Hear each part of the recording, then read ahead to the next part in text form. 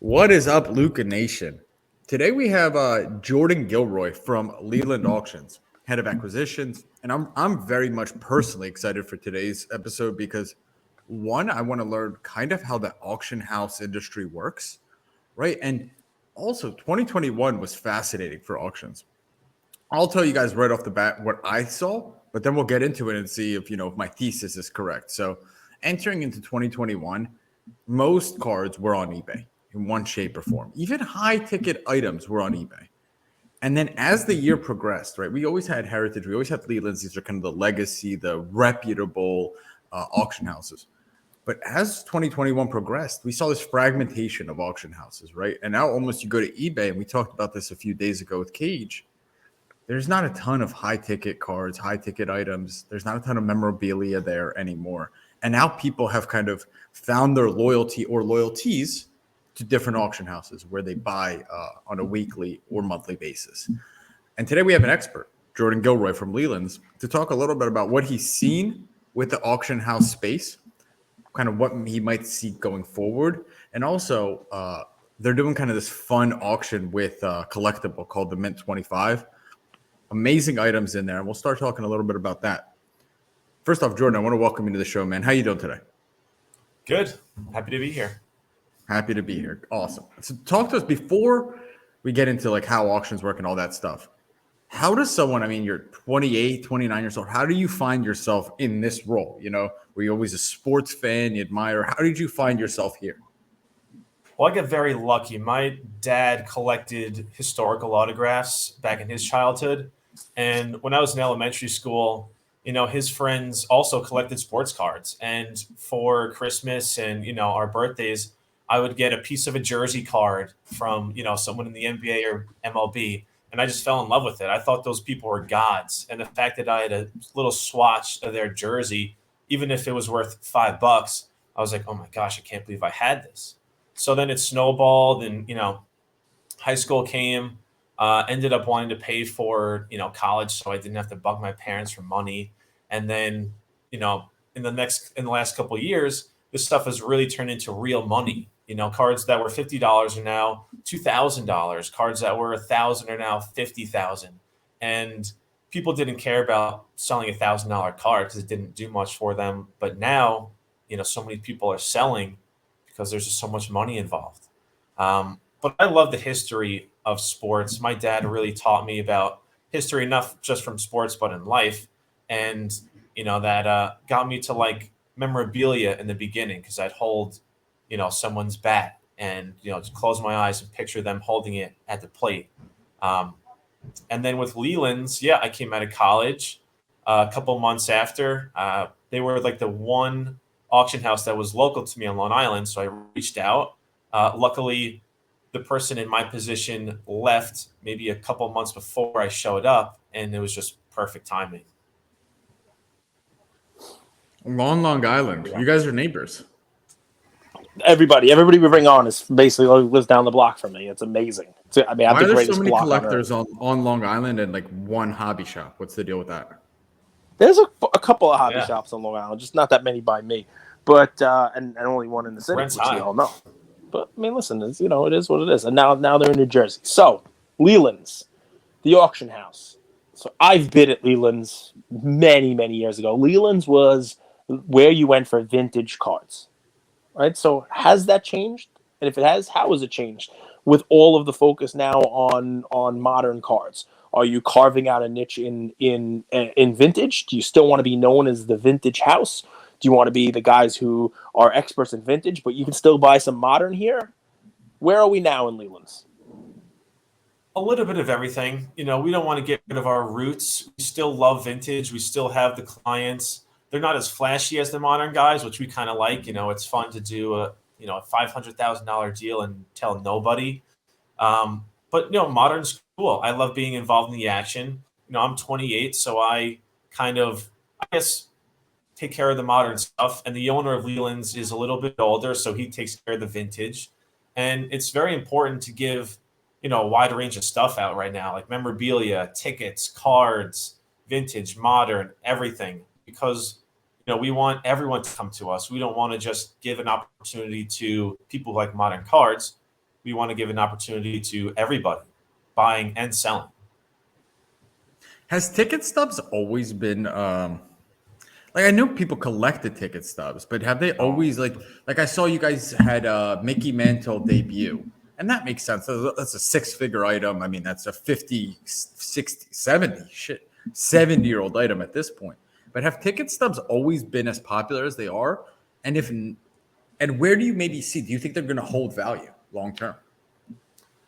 They were not even a thought in my mind or in like the auction mind up until 6 months or a year ago, I guess.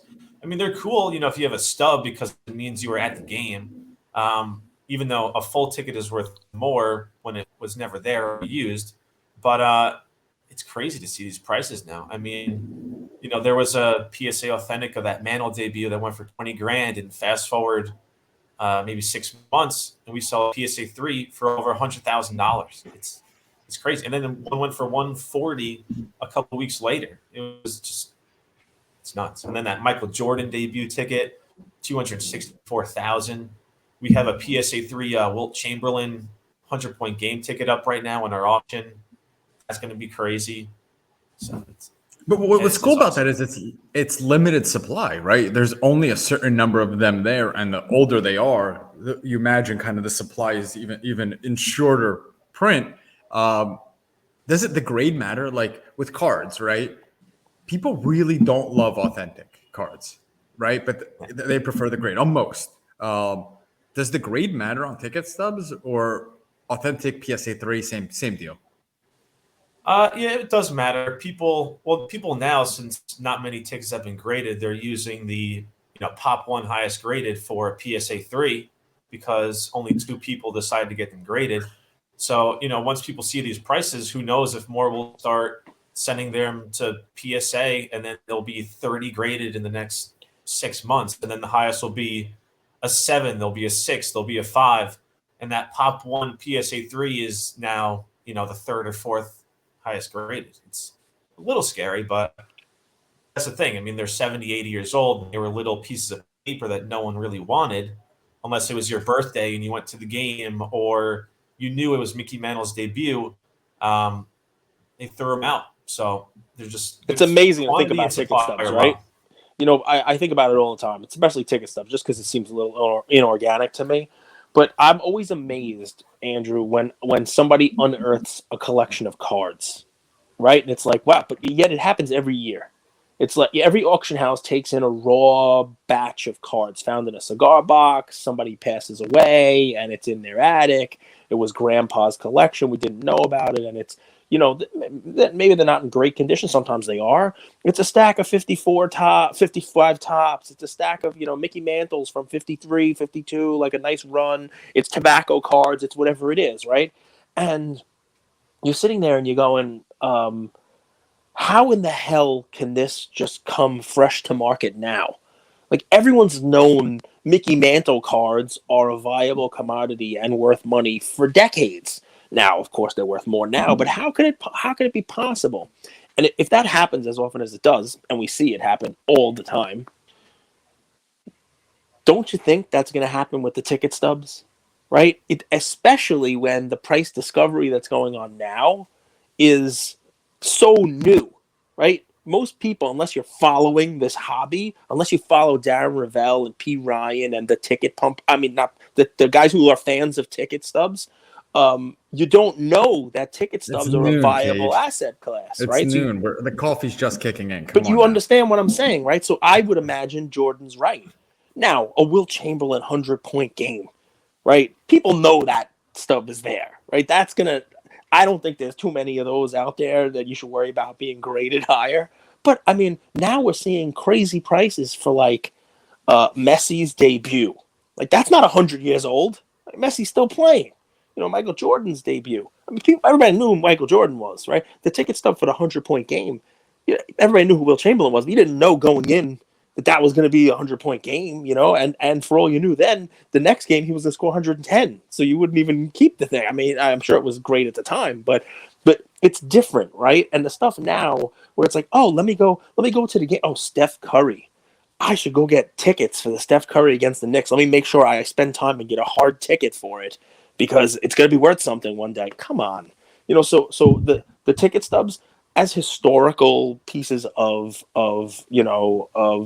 history, historical pieces of like memorabilia, I think they're cool. I definitely do. Some of them are rare as all get out.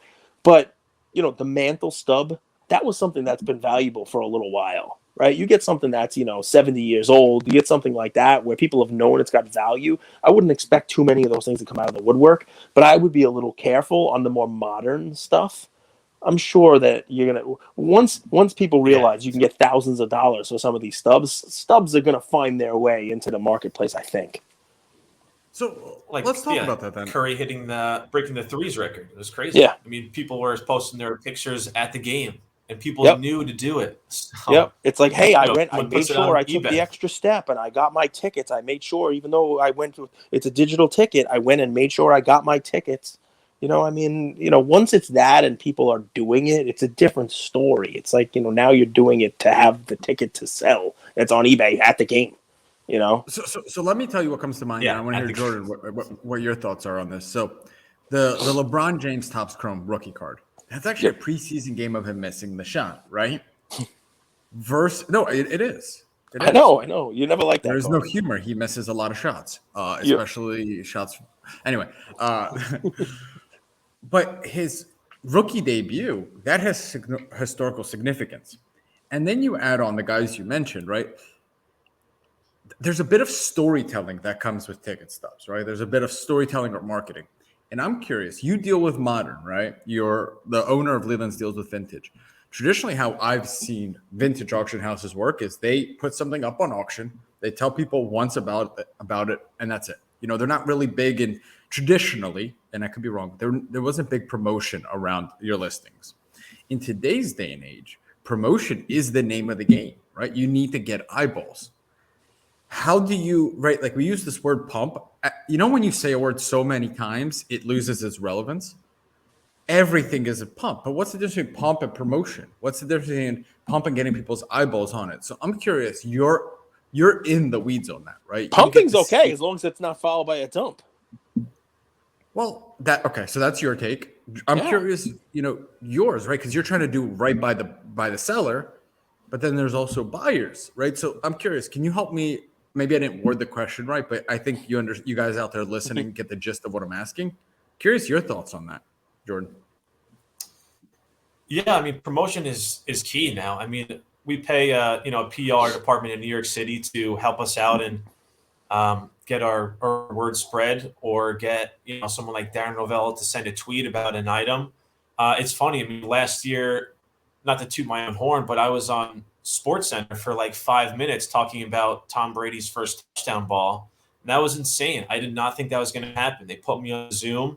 They were just talking to me, and they were like, all right, this is going to air on SportsCenter later tonight. And I was like, are you kidding me? You didn't even tell me that. I grew up watching But no, like we like to do Instagram. Meanwhile, later that night, social Jordan's media, like, you got email most blasts, with Jordan Gilroy. Our website. They put banners up there, the best item. So I think it's important to kind of, not pump, but remind people that something important is still up for sale. And, because an auction's like 3 or 4 weeks long. So if I could put the top card in a promo day 1, they might forget about it by week 2. So you just got to keep refreshing their minds. And we don't put the same cards up every single day because that would get annoying. We like to mix it up a little bit, but it is important to keep things fresh. Did you hear me, Andrew? Am I delayed? Am I okay? Can you hear me? You're good. It was a little bit delayed, but Jordan's back with us. I like your pump, right? The pump. Let me say this, right? So it's not a good word. It has negative connotations. But let me say this for what we do for our hobby, for whether it's ticket stubs and you're a fan of ticket stubs, or auction houses in general, right? They have a duty to get as much money as they can for the people who are consigning these cards, for the people who are selling their cards. They have to promote. They have to do this stuff. They also are trying to bring items to buyers that have not been seen, right? And you can call it pump, but I think really what it comes down to is storytelling, right? And we all do it, right? You do it in NFTs, you do it in cards, you do it wherever. I mean, I remember being at the National and somebody showed me a Kobe card that I had. And he was like, yeah, I want this for it. And I said, I have it. It's double what I paid a month ago. And he's like, yeah, but look at this. It's got Mike Baker's sticker on it. It's a gold label, Mike Baker. This is a pop 1 of 1. And I'm like, what? What are you talking about? There's 17 of these. No, this is a 1 of 1, though, because this is the only one that has this sticker. I said, okay, I'll put a sticker on mine. Like, what are you talking about? Like, but it's all part of the storytelling, right? It's all part of the, this is a rare one because it's the only one with an elephant ear and a rainbow unicorn head and whatever the heck it is, right? So, I don't have a problem with that at all. I think it's part of especially for an auction house, what they are supposed to do when they analyze the Mickey Mantle Bowman PSA 8 that they have. It's their job to talk about the centering of it and compare it to other 8s that are out there and say that this one is an 8 that you want to have because the centering is better than 30% that are out there. Hell, PWCC came up with their own eye appeal grades, which is all about the storytelling, right? So I think it gets a little negative connotation, but it's all part of the process, right? As long as you're not saying something that's not true with the intention of just, blowing up a price to then dump it on the market. You know what I mean? I think, what we're doing here is storytelling about these cards and ticket stubs and you name it. Does that make sense? Yeah. Makes sense it's to me, very Cage. important to, differentiate, let's say, like you said, the PSA 8 Mickey Mantle rookie. I mean, sometimes the PSA 7 will go for more than the PSA 8 because of the centering. It's something could have just been graded harshly at the time, or something that was graded 20 years ago was a bit generous. So, yeah, it is very important to describe that. And, you see people, let's say you have a PSA 9 Jordan rookie and you bought it for $5,000 and there was a record time sale. Someone will post to their Instagram story, oh, record sale. And obviously they're doing that because they have the card. But I think it's a bit obvious when people with power kind of promote the sales a bit more because people know that they have so much stuff. But yeah, to each their own. I mean, I love seeing record sales. It's fun. It keeps the juices flowing and gets people interested. So I'm all for it. What's the process of working with Lelands? Let's say I have a card, Mantle 8. I just picked it up, 3 years ago. I want to sell it and I'm kind of shopping around, What advice would you have for a seller with that card? Shop it to every auction house and, negotiate buyer's premium. How would I go about making that decision if you could walk me through that? I would say to decide what's most important to you. Is it communication? Is it commission percentage? Is it placement in an auction? Is it being the headliner of an auction that's smaller instead of being the 30th item in a massive auction? So just what's important to you.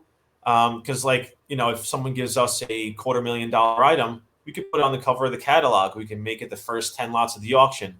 Maybe somewhere else, a couple other places might not, value it like that because they have a lot of similar stuff like that. So what could be lot 2 with us would be lot 50 somewhere else. So it's just, depends what they're going for. Is it, the process and the communication, or is it, I don't want to say just about the money because that's what people sell stuff for, to make the most money, but it's just what makes them most comfortable. Can you rank those for me? So, to me, I don't know. I've never really sold a high ticket item, so I want to be on the front page, I think, and I want the least amount of buyer's premium too. Is that? Am I thinking about it the right way? Yeah, I mean, people come to sell because they want to make the money. So, if I were consigning something to an auction, the way I'd rank it is I'd put commission 1, 2 would be a tie between communication and placement in an auction. And then after that, I would just kind of see who values my item the most, who has the most passion about it, instead of, treating it as a number, because you want someone to have passion and write it up properly instead of just, inventorying it, putting it on the shelf and just letting it go. So us at Leland's, I'm not saying nobody else does it, but I'm saying we've been around for almost 40 years and we write full-length descriptions for the best stuff. Even if something's $500, we still like to write a healthy description because, sometimes we need to teach someone, why it's worth that much money. So it's just, there are many factors that go into it. What's your Grail card, Jordan? Like you get to see every card, every memorabilia. Like I mean, if you guys just go to Leland's, you'll be able to see like the stuff they have is pretty cool. And we'll get into your collectible, the Mint 25, and talk a little bit about that. But like, what's your Grail? You know, what's a card that you've seen come through your ecosystem? You're like, I want this, or it could be a piece of memorabilia too. I would say obviously a Wagner card. You know, the most affordable one is probably coming out soon. So maybe I'll ask some of my friends to split it with me if it doesn't reach $1 billion. But otherwise, I would love a game used Ruth bat. That is what I really think is going to pop off. Cards are crazy now, but memorabilia is still a little hidden. So a Ruth bat, you can get a solid PSA 8 one for about $125,000, $150,000. But then, you know, once the younger generation, get older, I think prices will go up a lot. I mean, a Babe Ruth bat should be $250,000 if, you know, a Luka card that's shiny is worth $1 million.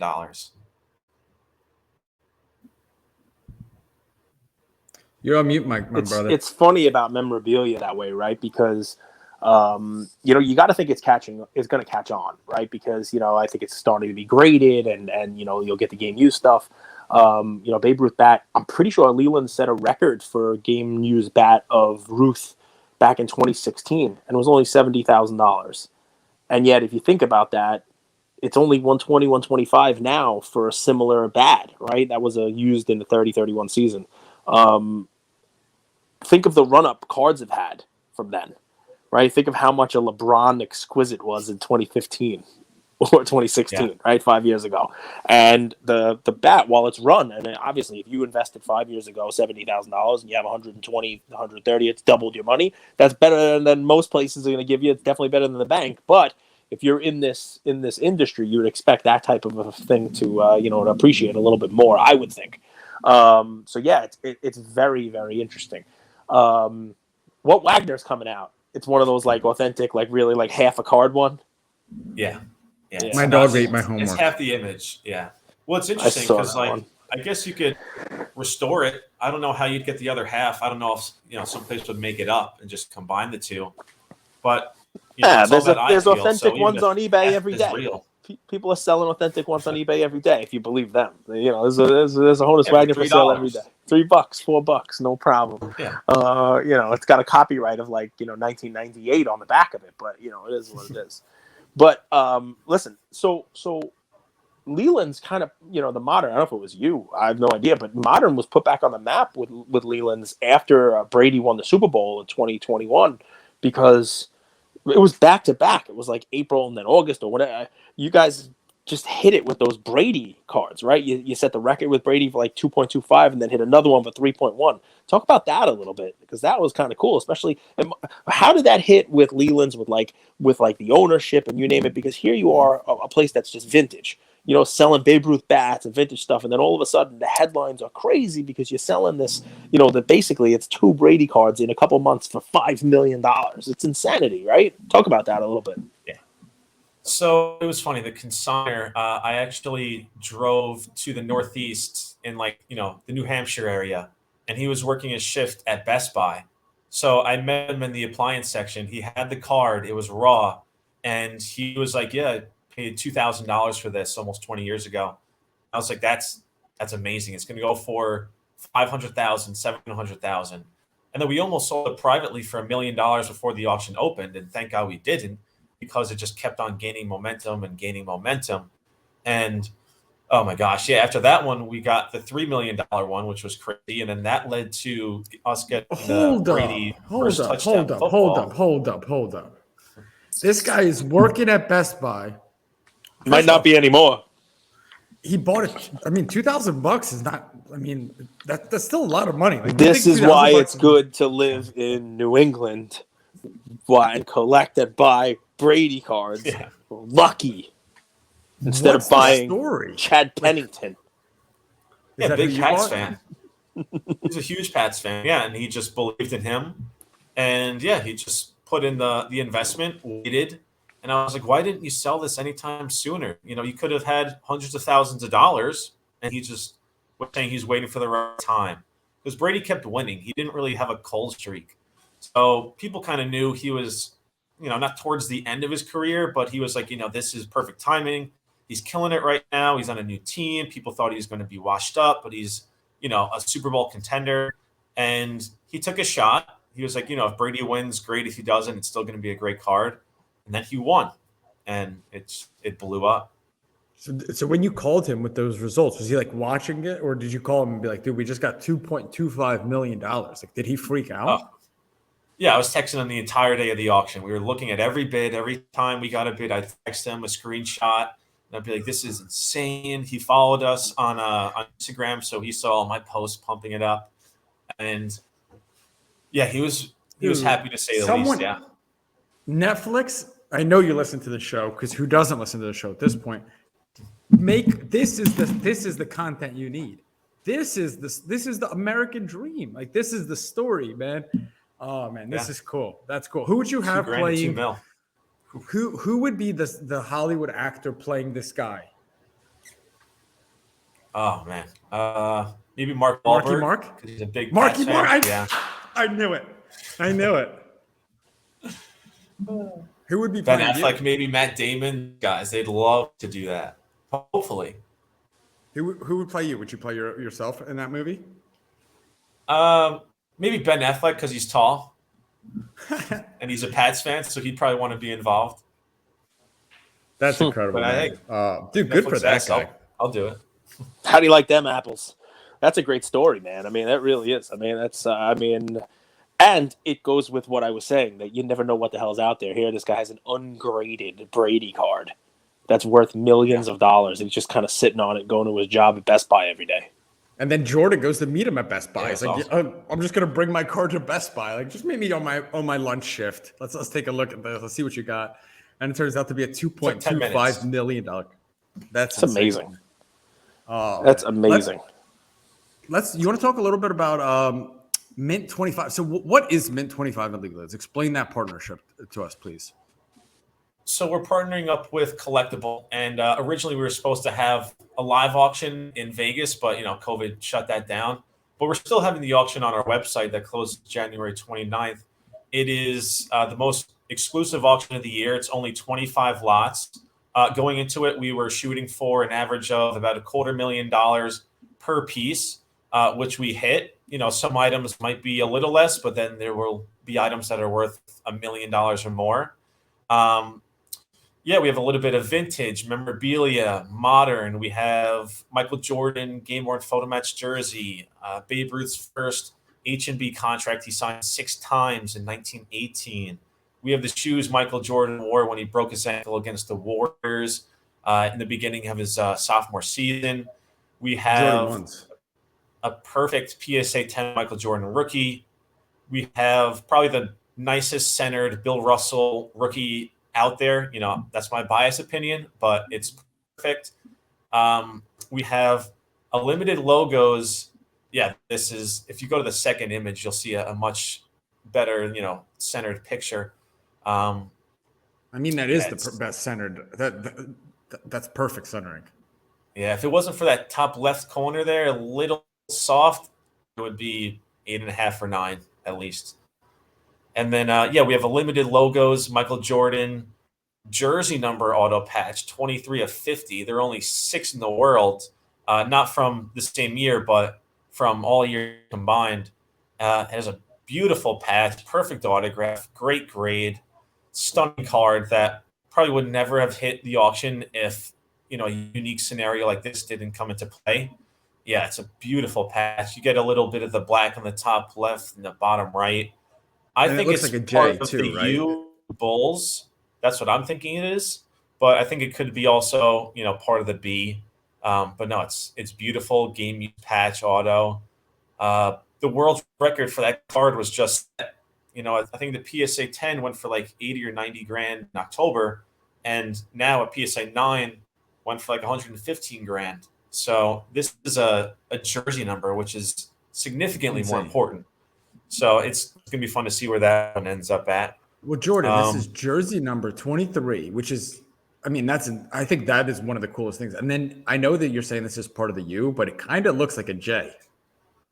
It could be, but you see the top left corner there of the patch. There's like a little bit of Right here. like a black spot on the other side too. So I mean, it's part of the A, a U, a B. It's awesome either way. And then that gold prism LeBron is stunning. To hold it in person, I mean, I have it right in front of me here. Maybe you can see it glisten in the camera a little bit. I know it's a little. No, that's Cage's forehead's reflection with all the gel. Beautiful. That's a 10, Top right? one. Yeah. Didn't a 9 just sell for a more. ridiculous amount of money? A 9 just sold for a crazy amount of money, right? So I can only imagine a 10. And they say, his 21st year is his best year. So, I mean, every single year Prism gets better. It's a cool card. Is the fact that cool image. Between Beck and PSA on the pop reports, like all 10 are accounted for unless someone cracked them out. And it's the only 10. So I don't know if someone might try to crack out a Beck at 9.5 one day, but right now it stands as the only PSA 10 in the world. And it was hitting a case break. The guy won it for like a couple $100. It's insane. Another great story. Another great story. Look at this. Can we talk about one more thing? The UFC Elite Experience at the Mega Fight in 2022, 2 people. That's a unique one, right? Like you have cards, you have memorabilia, then you have an experience. How did that come up? Well, at the Mint Collective, part of that show is going to be held at the UFC Apex Arena.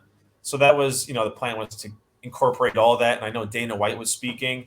So, obviously it might be a little different now that the show is not being held in Vegas, but it's still an opportunity that, the public can't get. So it's, hopefully I think at the end, people are just waiting to see how the bidding goes because, there is a, high estimate on it, but it's worth every penny. I mean, you go to that UFC arena, you're sitting next to, you can sit next to Jake Paul or Logan Paul and chop it up with them or any number of celebrities. So it's going to be Hezbollah. That's who I want to. Hezbollah, the little dude. That's who I want to hang out with.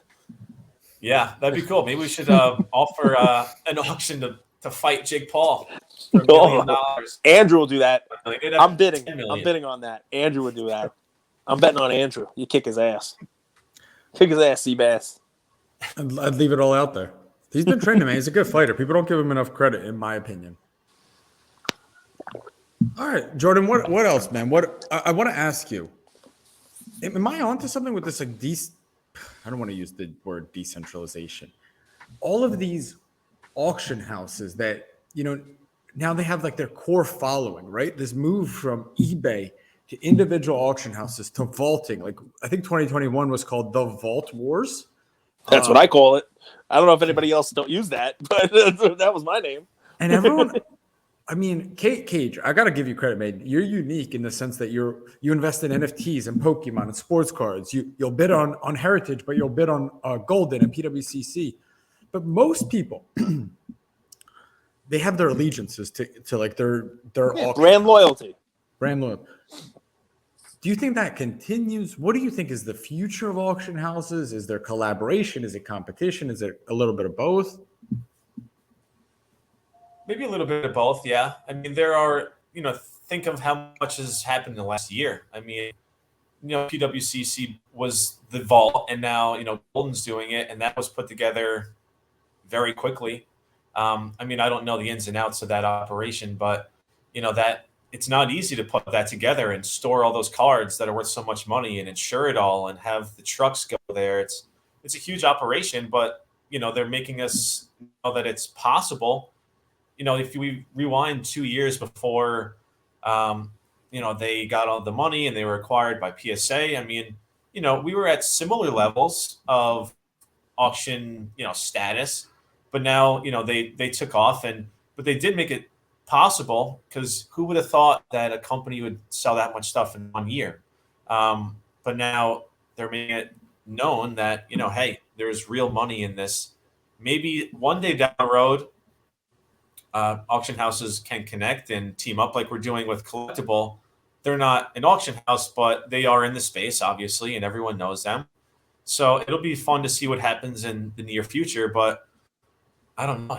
There's huge money coming in, and the fanatics and the tops acquisition, all that stuff. It just, who knows? One person come in and buy every auction house for $200 million. I mean, who knows?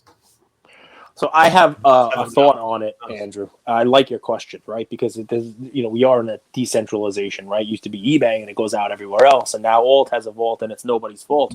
But we're doing all kinds of fun stuff, right? I mean, what I would say is, each of these auction houses, they have the ability to really carve out their own niche, right? So if I were somebody who had a card to sell, right? And let's just say it wasn't the greatest card of all time, right? But it's a, I don't know, $100,000 card, right? I might not want to go and put it in the auction house where everybody's putting their cards and have it fall to 80 or 100th on the list.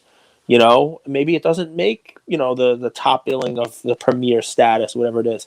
But what Jordan's telling you is that at Leland's, look at what they did for the guy who had his Brady, right? And look at what they're doing. It's going to be item number 1, 2, 3, or top 5. And they're still going out and having a PR firm do press for them. And think about it. So I have law firms that work for me, and I like smaller firms that I'm their biggest client, rather than bigger firms that have a lot of clients and I'm just one of many. And the reason I like that is because I like to be able to pick up the phone anytime and know they're going to answer for me, because I'm the biggest client they have and they don't want to lose me, right? So if I were just a client on a list of a bunch that were as big as me, maybe they don't even pick the phone up. Maybe I'm just one of a number and you can be lost. And that would be the lesson that I would take for somebody like Leland's. You can also work on buyer's premium. You can also work on better deals, additional portions of the hammer price for certain cards. If you want to take care of people, there's a lot that you can do to kind of build up that brand loyalty from a consignor side, from a seller side, as long as you're bringing the eyeballs, right? As long as you're bringing people to the table to bid, because ultimately what it comes down to is what's the hammer, what's coming in, what are you selling it for, right? And some of that is you don't want your item getting lost, but some of it is you want to make sure that number 80 in one auction might be better than number 2 in another. And it's Leland's and other folks, job to make sure that, if I'm number 2, you guys better be fighting to get me every dollar I can on that card, right? I mean, not first, you're last. Well, Cage, now you're the in-demand lawyer for the sports card space. Now that's what I hear. Now they're fighting over you, which is that's what I hear. I mean, it makes sense. It makes sense. Jordan? What would be your ask? People. We're hitting record numbers on our show. Thank you, everyone who listens, who supports us. We love our community. And we actually just hit our record listens this last 2-week period. So thank you guys for tuning in, for sharing. We love you guys. What's your ask of them? What should they do? Should they create an account on Leland's, follow you on Instagram? What's your ask of our community? Yeah, I would say follow on Instagram, because I get modern cards. I love to post them, tell them that they are coming to auction, give them a little heads up. You don't necessarily have to sign up to follow on our website, but be sure to on our website once a week, see what's going on, because we're having a ton of auctions this winter. We have one that closes the 29th. We have one that opens the next day, closes in 2 weeks, and then today, Super Bowl Sunday, big huge catalog of the winter opens. So we're doing a lot more now than we usually have. So I would say sign up for emails. You can email us at contact@lelands.com to get on the list. Also, we could send you some catalogs if you want to see what we've done in the past. Follow us on Instagram, Twitter, Facebook, and just keep the action going. Ask questions. If you have something you don't know if it's real or not, just shoot me a DM and I'll do my best, or I'll show it to someone who might know. If you have a card and you kind of want to know what it's worth, either me or someone else at Leland's will be able to help you. And, it's so much fun when someone's like, oh, I thought it was worth 20 grand. I'm like, it's floor of $50,000. And that's when they say, okay, well, now I might actually want to sell it. What can you do for me? And that's when the pitch. We're generous right now. we know there's a lot of competition. We understand that we have to build our modern department more than this. So that gives me the room to have more flexibility on things like location in an auction. Gotta work on your Wi-Fi. So, someone's making for popcorn. a year when it's we lunchtime, blow up, Paige. we're going to have to become on commission rates. You cut out for a little bit, Jordan, but it happens to us all the rates time. in now before we become in the future. It's probably my fault. It's probably a microwave being used in my house or something like that. It's just what does it every time. Dude, you're crystal clear. Your I'm hair trying to be looks nice. phenomenal, despite all of the insults I got on my hair yesterday because it was just a little bit folded back. I want to hear the insults. Read some. That would be great. I want to hear the hair comments. Read some. You said it. Turn around and you're like, ha ha ha! I got your hair. Idiot! You probably got your hair cut at the mall. No, I didn't say that. You said you actually did get it cut at the mall, dude. Which is fine. Supercuts is good. That's self-talk. So guys, follow Leland.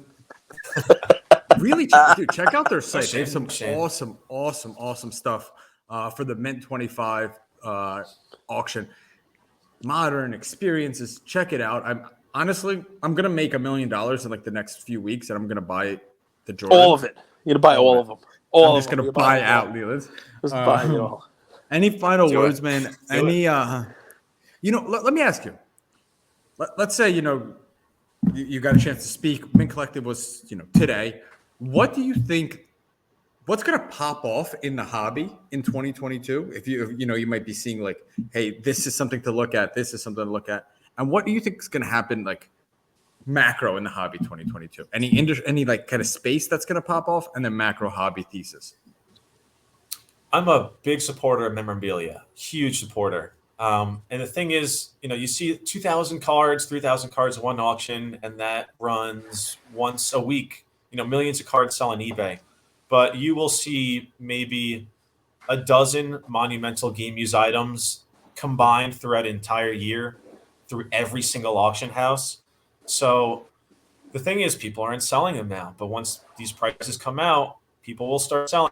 And monumental will go for crazy numbers, and then will drive up that market. So I would say buy the best of the best for photo match, game used, get a Ruth back, get a LeBron photo match jersey, a Jordan jersey. If you could afford this stuff, it's not very easy. Or kind of split it with your friends and take some kind of chance, because the floor right now for that stuff is really low.